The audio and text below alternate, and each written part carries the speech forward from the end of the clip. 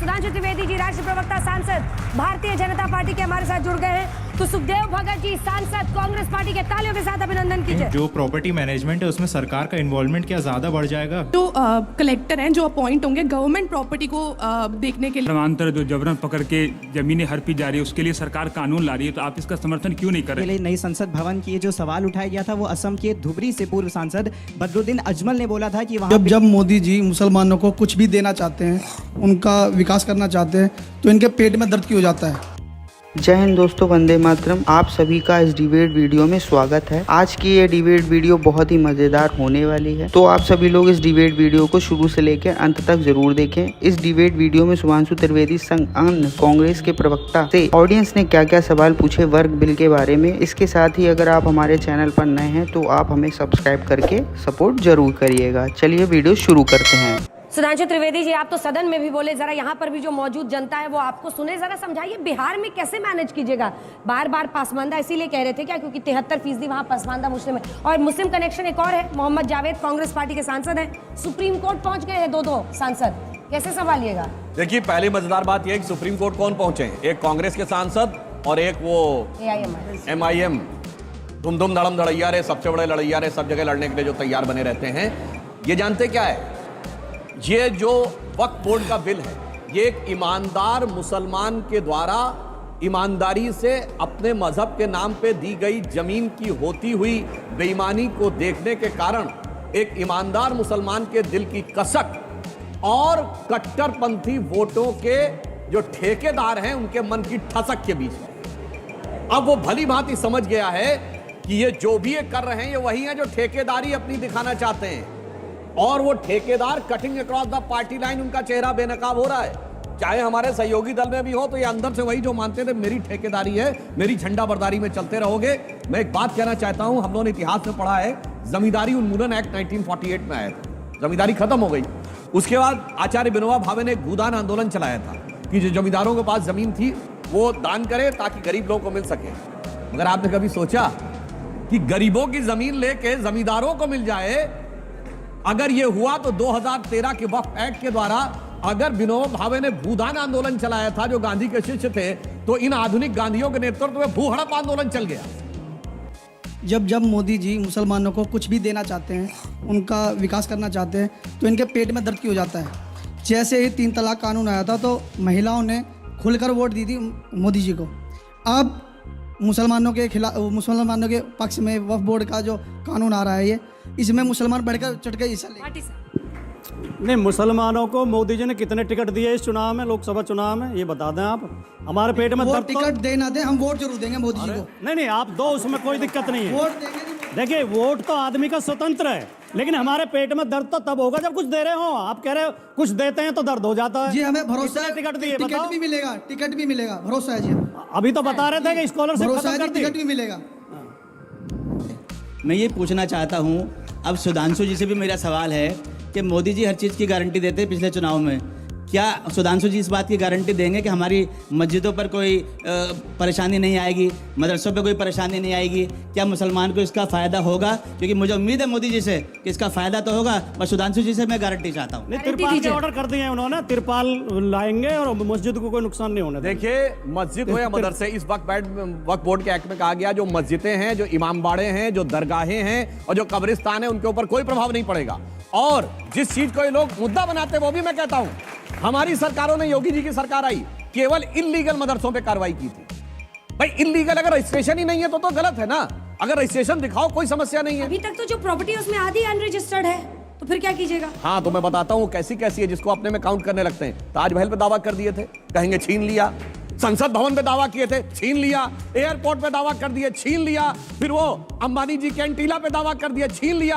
अब भैया ऐसे तुम खड़े हो जाओ तो जिसे कहते हैं, जिधर वो कहते थे ना पुराने जमाने में, अरे साहब आप शहंशाह आलम है, जिधर उंगली कर देंगे उधर वो आपकी जमीन हो जाएगी। तो मैं कहना चाहूंगा उनके लिए अपनी लखनऊ की भाषा में, हमारा मियाँ वो दिन लद गए जब उस्ताद लल्लू का फाकते उड़ाया करते थे कि जहां हमारा कबूतर बैठ जाएगा वो हमारी जमीन हो जाएगी। अब कागज पे साबित करके ईमानदारी से होगा, बिल्कुल मिलेगी। और मैं पूछना चाहता हूं, भाई वक्फ बोर्ड से इतनी जमीन है, भारत का नहीं दुनिया का सबसे अमीर बोर्ड है, दुनिया का सबसे ज्यादा जमीन। कितने हॉस्पिटल चल रहे हैं, कितनी लाइब्रेरी चल रही है, कितने यूनिवर्सिटीज चल रही हैं, मुस्लिम बच्चों के लिए पढ़ाई लिखाई के लिए क्या चल रहा है? जैसे कहा कि हमने कहा मुस्लिम बेवाओं के लिए, डाइवोर्सी वुमेन के लिए, अनाथ बच्चों के लिए कितने अनाथालय चल रहे हैं। और तो छोड़िए, मंदिरों में तो भंडारे चलते हैं, कितने भंडारे चल रहे हैं सुबह से शाम तक। ये समझ में आता है दूसरे क्या खिलाएंगे, सब खा गए, सब खा गए भूमि हड़प करके। हमारी संसद छिन गई, आपने बताया ही नहीं। नहीं दावा है ना, जैसे छिन दावे।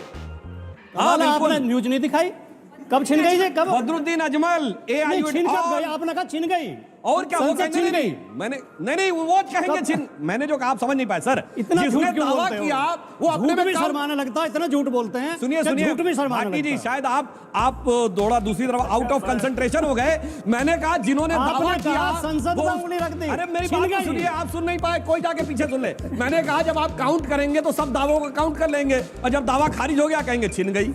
और आपको पता है ताजमहल पे सुप्रीम कोर्ट ने कहा शाहजहां का फरमान दिखाओ। और मैं एक और बात कहना चाहता हूं जो मैंने पार्लियामेंट में भी बोली थी। देखिए साहब, 1707 के बाद तो मुगल हुकूमत खत्म हो गई थी।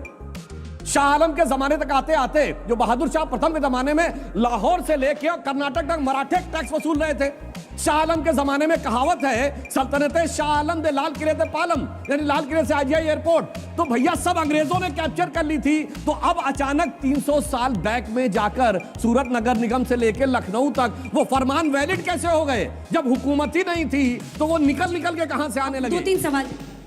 सर, ये जो बिल है इसका नाम उम्मीद है, unified Waqf management efficiency empowerment and development. तो इसका जो काम है वो है वक्फ की ज़मीनों का मैनेजमेंट और एडमिनिस्ट्रेशन। सर ने अभी कहा कि आपकी नीयत में भी त्रुटि और नीति में भी त्रुटि है। सर, मुझे ये नहीं समझ आ रहा कि नीति में कैसे त्रुटि है। अभी आपने इतनी बहस छेड़ी। सवाल क्या है आपका? हाँ भाई, कि आप जो पॉइंट आउट कर रहे हैं कि नीति में क्या त्रुटि है, इतनी बहस में आप में से नीति में क्या प्रॉब्लम? आपको क्यों नीति में क्या प्रॉब्लम लगता है? मैं इसलिए कह रहा हूँ शक कि से कैसे देखते हैं आप मैं इनको। बतला रहा हूँ। इन्होंने कहा कि महिलाओं को इसमें रिप्रेजेंटेशन होगा। 2013 में भी था, 2013 में भी रिप्रेजेंटेशन था। और ये भी मैं बतला दे रहा हूँ, 2013 में क्या सुषमा स्वराज जी हमारे आप सारे लोगों के बहुत सम्मानित नेता थे, सारे लोग उनका कद्र करते थे। 2013 में जो लगातार कांग्रेस पे इन्होंने आरोप लगाया, सुषमा स्वराज जिसके मेंबर थे, आप लोगों ने सपोर्ट किया कि नहीं किया? 1995 में सपोर्ट किया या नहीं किया? मैं इसलिए इस बात को कह रहा हूं कि जो चीजें एक सोशल फैब्रिक है, सोशल फैब्रिक को कहीं ना कहीं ये डैमेज करने का इनका एक प्रयास है। इसलिए जी 2-3 सवाल जल्दी। मैं एक चीज स्पष्ट कर दूं सिर्फ उम्मीद के ऊपर। ये जानते हैं नियत की बात क्या है? आप लोगों को उम्मा का मतलब पता है? उम्मा होता है पूरी दुनिया में जो एक ही इस्लामिक हुकूमत होगी। प्रॉब्लम क्या है कि ये उम्मीद तो दिख रही है गरीब मुसलमान को, मगर जिसकी नियत उम्मा थी उसकी उम्मीदों में पानी फिरता हुआ नजर आ रहा है। मैम, मेरा बस ये सवाल है कि वक्फ अमेंडमेंट में जो प्रॉपर्टी मैनेजमेंट है उसमें सरकार का इन्वॉल्वमेंट क्या ज़्यादा बढ़ जाएगा? क्योंकि जो ट्रिब्यूनल से ज़्यादा थोड़ी अथॉरिटी अब कलेक्ट्रेट्स को अगर दी जा रही है तो क्या वो रिलीजियस ऑटोनॉमी के अगेंस्ट होगा? Valid question, very good. Ma'am, मेरा भी इसी से रिलेटेड सवाल है और दोनों पक्षों से है कि मैम जब नॉन मुस्लिम्स को इंक्लूड किया जा रहा है वक्फ बोर्ड में, तो क्या वो आर्टिकल 26 का इन्फ्रिंजमेंट नहीं है? क्योंकि दे आर फ्यू केसेस जो supreme court and I think multiple high courts में भी बोला गया है कि स्टेट का कोई इंटरफेरेंस नहीं होगा in because of the article 26। Ma'am, जो वक्फ काउंसिल और CWC और वक्फ बोर्ड में जो हम मेंबर्स की इतनी बात कर रहे हैं, ये सिर्फ नॉन मुस्लिम्स की बात नहीं है। मुस्लिम्स में भी कितनी कम्युनिटीज़ हैं जिनके लिए दी गई है सीट। और सर, जो नॉन मुस्लिम्स के है, क्योंकि सिर्फ रिलीजियस नहीं है, ये रेगुलेटरी बॉडी भी है, क्योंकि इसके पास देश की लाखों एकड़ की ज़मीन है। ये अच्छा होता है, ये सब लॉ के स्टूडेंट्स हैं। ताली बजाइए भाई इनके लिए, अच्छे सवाल आ रहे हैं। मैम, मेरा सवाल सर से ये है कि सर ने अभी जैसा बोला कि कोई भी मुस्लिम सेल्फ डिक्लेरेशन देके अपने आप को 5 साल का प्रैक्टिसिंग मुस्लिम बता देगा, बट इसका वेरिफिकेशन होगा कैसे? मैम, जो कलेक्टर हैं जो अपॉइंट होंगे गवर्नमेंट प्रॉपर्टी को देखने के लिए और उन पे डिसीजन देने के लिए कि वो वक्फ को जाएंगी या नहीं जाएंगी, सर वो सभी को नहीं होना चाहिए। क्योंकि जैसा सुधांशु सर ने बोला, बहुत जबरन केसेस आते हैं कि जबरन वक्फ को प्रॉपर्टी दी जा रही है फ्रॉड या मिसरिप्रेजेंटेशन करके। तो क्या ये चीज़ सभी के लिए नहीं होनी चाहिए? मैम, मेरा सवाल कांग्रेस पार्टी से 5 साल की बात बार बार हो रही है, तो क्या जबरन धर्मांतर जो जबरन पकड़ के ज़मीनें हड़पी जा रही है उसके लिए सरकार कानून ला रही है, तो आप इसका समर्थन क्यों नहीं करें? मेरा सवाल विपक्ष से है कि अभी सर ने बोला कि उन्हें न्यूज़ नहीं पता थी नई संसद भवन वाली। तो मैं बता दूं आपकी जानकारी के लिए, नई संसद भवन की जो सवाल उठाया गया था वो असम के धुबरी से पूर्व सांसद बदरुद्दीन अजमल ने बोला था कि वहाँ पे नई संसद भवन वक्फ की ज़मीन पर है। और दूसरी बात, अभी बढ़ क्या है, और हाल ही में ये महाकुंभ आयोजित हुआ था तो उसमें भी बहुत लोगों ने बोला था कि वो ज़मीन वक्फ की है। तो समस्या क्या है इस प्रावधान से? मेरा सवाल सर आपसे है, आपने अभी बोला कि ये पाक महीने में मुसलमानों को नमाज तक अदा नहीं करने दी, तो अगर कोई भी मुसलमान है, अगर उसको इसी पाक महीने में मालूम चल जाए कि जो उनका वक्फ है, उनकी कितनी ज़मीनें हैं, तो इससे ज़्यादा उनके लिए अच्छी बात क्या हो सकती है? और इसमें सर क्या प्रॉब्लम है अगर उनको ये चीज़ का पता चल गया? चलिए ठीक है, इसका कलेक्टर को शामिल करना और उसको इतना पावर देना, क्या सरकार की दखल अंदाजी बढ़ जाएगी? सुधांशु जी, पॉइंटेड सवाल। बहुत लॉजिकल बात है। जब आप पुराने क्लेम्स करते हैं कि 70 साल पहले मेरा दावा था, तो आप सब लॉ के स्टूडेंट हैं, वो रेवेन्यू रिकॉर्ड्स किसके पास होंगे जो वेरीफाई करेंगे कि 70 साल पहले इसका मालिकाना हक किसके पास था? ऑब्वियसली कलेक्टर के पास। तो कलेक्टर तो होना ही चाहिए, कलेक्टर तो हर चीज में होता है। अब रही बात इसकी, आपने कहा नॉन मुस्लिम को इंक्लूड किया, या तो वक्फ बोर्ड कहते हैं हम नॉन मुस्लिम की प्रॉपर्टी क्लेम नहीं करेंगे, क्लेम तो हम नॉन मुस्लिम की भी करेंगे। अगर मान लीजिए, छोड़ दिए हिंदू को, आपने सिख की प्रॉपर्टी क्लेम की, जैसे यमुनानगर में गुरुद्वारा क्लेम किया, जैसे आपने क्रिश्चियन की प्रॉपर्टी क्लेम की, वहां पे क्रिश्चियंस ने रोकर 400 एकड़ जमीन, 600 परिवार उसमें फंसे हुए हैं, उन्होंने समर्थन दिया है, और यहां दिल्ली में आके किरण रिजिजू जी से मिले, तब क्या होगा? मतलब क्रिश्चियन की प्रॉपर्टी हो कि सबकी प्रॉपर्टी हम क्लेम करेंगे और डिसाइड हम करेंगे, यह उचित नहीं है। और रही बात इसकी, साहब मुसलमान तो छोड़िए, आपस में एक दूसरे पर भरोसा नहीं है। क्यों शिया वक्फ बोर्ड और सुन्नी वक्फ बोर्ड क्यों अलग अलग है भाई? इसका मतलब मुस्लिम को एक दूसरे पर भरोसा नहीं है। जमीन जायदाद की बात आएगी तो भरोसा नहीं है, सियासत की बात आएगी तो हम एक हैं, वरना क्यों है अलग अलग? भाटी जी, उसने बता दिया बदरुद्दीन अजमल के दावे का, लेकिन ज्यादातर सवाल विपक्ष से यही, वो कह रहे हैं कि भला हो रहा है और अच्छा है, रमजान के पावन महीने में ये सब कुछ हो रहा है। देखिए, एक भ्रम बार बार पैदा किया जाता है और एक बोला जाता है बीजेपी के मित्रों की तरफ से कि वक्फ जिस जमीन पे उंगली रख देता है वो उसकी हो जाती है। ये सरासर झूठ है। बाकायदा उसके सर्वे होता है, राजस्व रिकॉर्ड देखा जाता है, आदमी की मिल्कियत देखी जाती है और तब दर्ज होती है। वही बात बदरुद्दीन अजमल वाले बात प्रॉपर्टी सर एक्ट पढ़ लीजिए, 2013 एक्ट में यही प्रॉब्लम थी।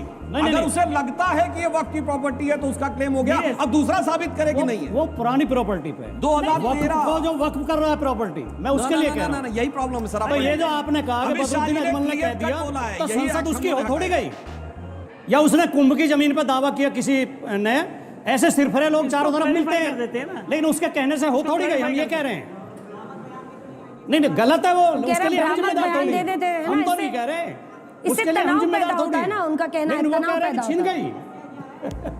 नहीं, इसमें अंजना जी एक सेकंड लगेगा।